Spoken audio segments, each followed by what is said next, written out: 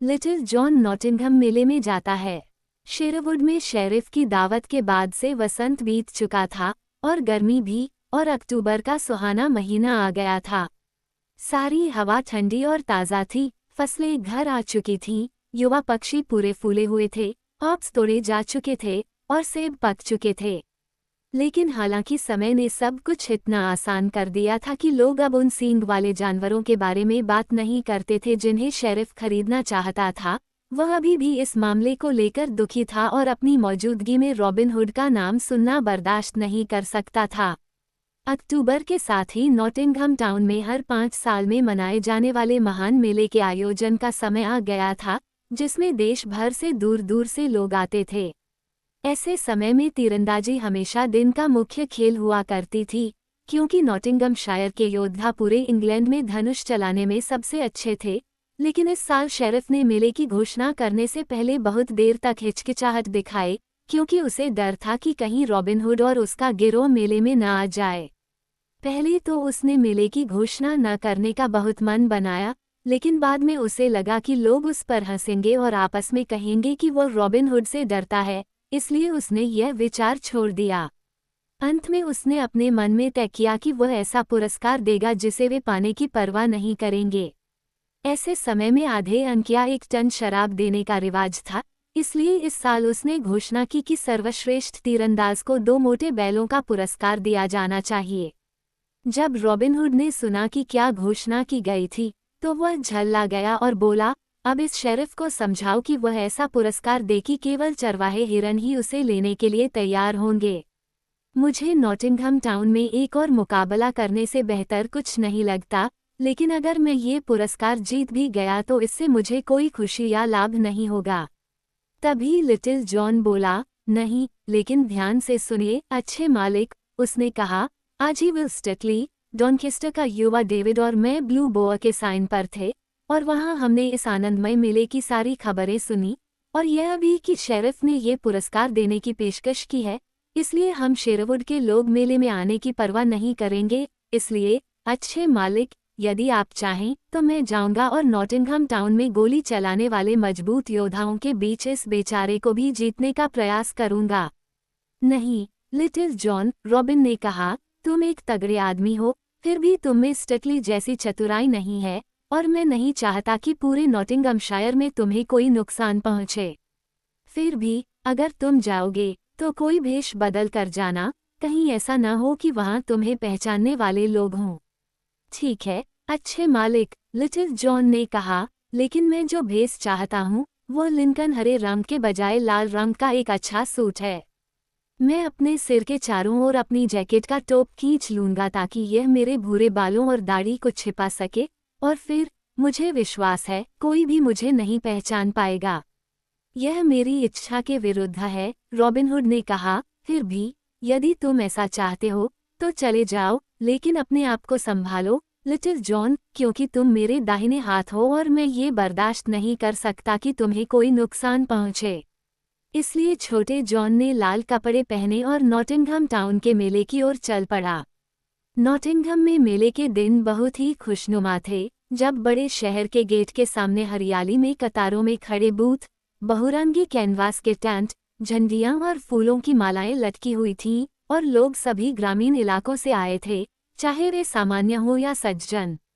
कुछ बूथों में मस्ती भरे संगीत पर नृत्य हो रहा था, दूसरों में शराब और बियर बह रही थी, और कुछ में फिर से मीठे केक और जौ की चीनी बेची जा रही थी, और बूथों के बाहर भी खेल चल रहा था, जहां कुछ गायक पुराने समय के गीत गाते थे, वीणा पर दूसरा बजाते थे, या जहां पहलवान चूरा के घेरे में एक दूसरे से जूझते थे। लेकिन लोग सबसे अधिक एक ऊंचे मंच के चारों ओर इकट्ठा होते थे जहां मोटे लोग क्वार्टरस्टफ बजाते थे।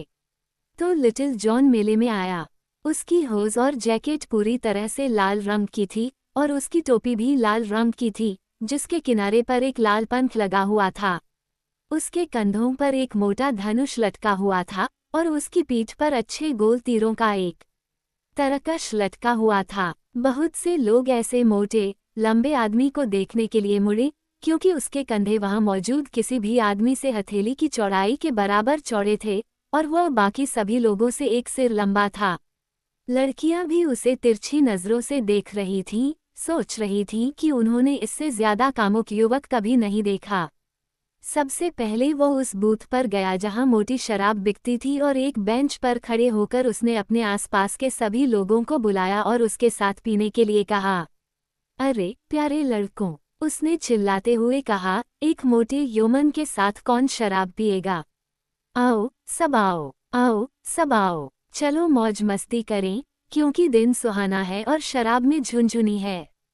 यहाँ आओ अच्छे यौमन, और तुम, क्योंकि तुम में से कोई भी एक पैसा भी नहीं देगा। नहीं, यहाँ आओ हे लालची भिखारी, और तुम खुशमिजाज टिनका, क्योंकि सभी मेरे साथ मौज मस्ती करेंगे। इस प्रकार उसने चिल्लाकर कहा और सभी लोग उसके चारों ओर इकट्ठा हो गए और हंसने लगे, जबकि भूरे रंग की शराब बह रही थी, और उन्होंने लिटिल जॉन को एक बहादुर व्यक्ति कहा। प्रत्येक ने कसम खाई कि वे उसे अपने भाई के समान प्यार करते हैं, क्योंकि जब किसी को बिना भुगतान के मनोरंजन मिलता है तो वह उस व्यक्ति से प्यार करता है जो उसे देता है। फिर वह चहलकदमी करते हुए मंच पर गया जहां वे लोग लाठी डंडे से खेल रहे थे, क्योंकि उसे मांस और शराब की तरह क्वार्टर स्टाफ से खेलना भी पसंद था, और यहाँ उसके साथ एक ऐसा साहसिक कार्य हुआ जिसके बारे में पूरे मध्य देश में कई दिनों तक गाथागीत गाए जाते रहे। एक आदमी ऐसा था जो रिंग में टोपी फेंकने वाले हर किसी के सिरे तोड़ देता था। यह एरिको लिंकन था, जो बहुत प्रसिद्ध था, जिसका नाम पूरे देहात में गाथा गीतों में गाया जाता था। जब लिटिल जॉन स्टैंड पर पहुंचा तो उसने देखा कि कोई भी लड़ नहीं रहा था, बल्कि केवल साहसी एरिक मंच पर इधर उधर घूम रहा था, अपनी छड़ी घुमा रहा था और जोर से चिल्ला रहा था, अब कौन आएगा और अपनी सबसे प्यारी लड़की के लिए एक अच्छे लिंकनशायर यौमन के साथ वार करेगा। अब क्या हाल है लड़कों, आगे बढ़ो, आगे बढ़ो, वरना लड़कियों की आंखें यहाँ चमकीली नहीं होंगी या नॉटिंघम के युवाओं का खून सुस्त और ठंडा होगा। मैं कहता हूँ कि लिंकन बनाम नॉटिंघम, क्योंकि आज किसी ने भी बोर्ड पर पैर नहीं रखा है जिसे हम लिंकन के लोग डंडेबाज कहते हैं। इस पर कोई दूसरे को कोहनी से धक्का देते हुए कहता, जाओ नेड, या जाओ थॉमस, लेकिन कोई भी लड़का बिना किसी कारण के टूटा हुआ मुकुट पाने की परवाह नहीं करता था। कुछ देर बाद एरिक ने देखा कि लिटिल जॉन दूसरों के बीच में खड़ा है, उन सभी से एक सिर और कंधे ऊपर, और उसने उसे जोर से पुकारा, हेलो, तुम लाल रंग के लंबे पैरों वाले आदमी हो।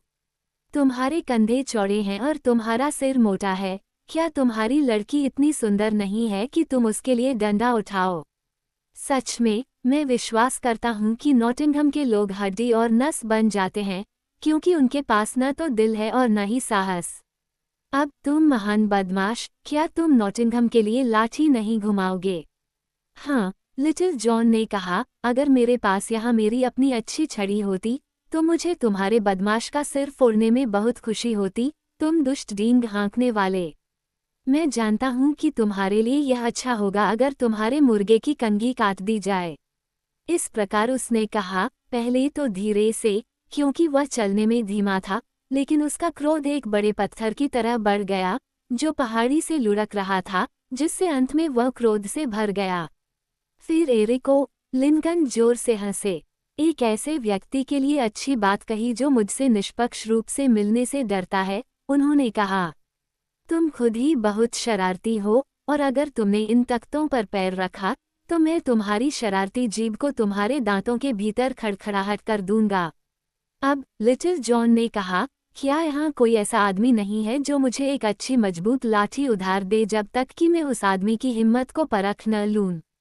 इस पर आधे से ज्यादा लोगों ने अपनी लाठी उसके पास पहुंचाई और उसने उनमें से सबसे मोटी और भारी लाठी ले ली। फिर डंडे को ऊपर से नीचे देखते हुए उसने कहा, अब मेरे हाथ में सिर्फ लकड़ी की एक पट्टी है, एक जौ का भूसा, फिर भी मुझे लगता है कि इसे मेरी सेवा करनी होगी, इसलिए ये लो। इसके बाद उसने डंडे को स्टैंड पर फेंक दिया और हल्के से उसके पीछे कूदते हुए उसे फिर से अपने हाथ में ले लिया। फिर हर आदमी अपनी जगह पर खड़ा हो गया और दूसरे को तब तक घूरता रहा जब तक कि खेल का निर्देशन करने वाला चिल्लाया, खेलो। इस पर वे आगे बढ़े, प्रत्येक ने अपने डंडे को बीच में कसकर पकड़ लिया। फिर जो लोग चारों ओर खड़े थे उन्होंने क्वार्टर स्टाफ का सबसे जोरदार खेल देखा जो नॉटिंघम टाउन ने कभी देखा था।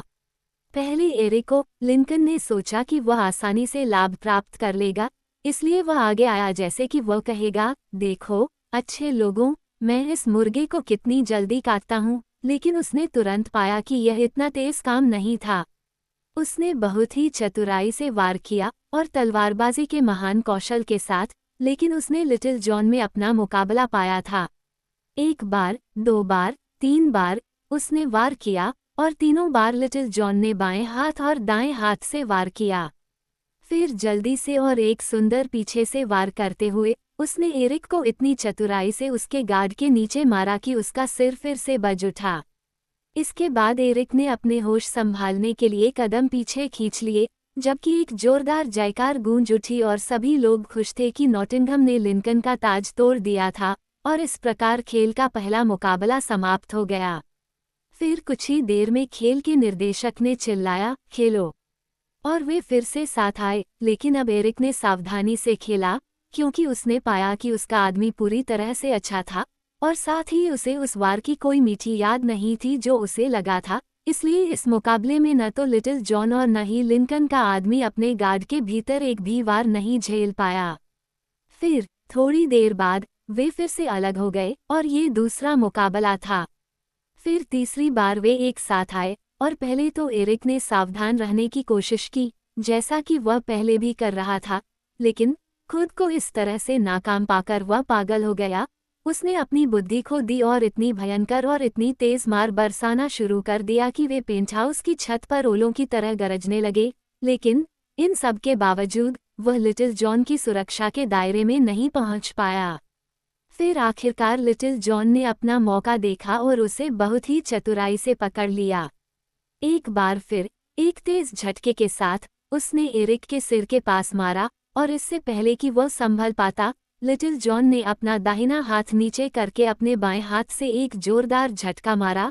दूसरे हाथ से उसने सिर के मुकुट पर इतनी जोर से मारा कि वह नीचे गिर गया मानो वह फिर कभी नहीं हिलेगा।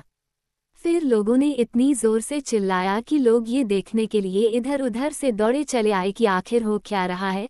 इसी बीच लिटिल जॉन ने स्टैंड से छलांग लगाई और उसने वह डंडा उसे वापस दे दिया जिसने उसे उधार दिया था। और इस तरह लिटिल जॉन और महान ख्याति प्राप्त एरिक को लिंकन के बीच प्रसिद्ध मुकाबला समाप्त हो गया। लेकिन अब वह समय आ गया था जब लंबे धनुष से निशाना लगाने वालों को अपनी जगह लेनी थी, इसलिए लोग उन जगहों पर इकट्ठा होने लगे जहां निशाना लगाना था। लक्ष्य के पास एक अच्छी जगह पर शेरिफ एक ऊंचे मंच पर बैठा था, उसके चारों ओर कई सज्जन लोग थे।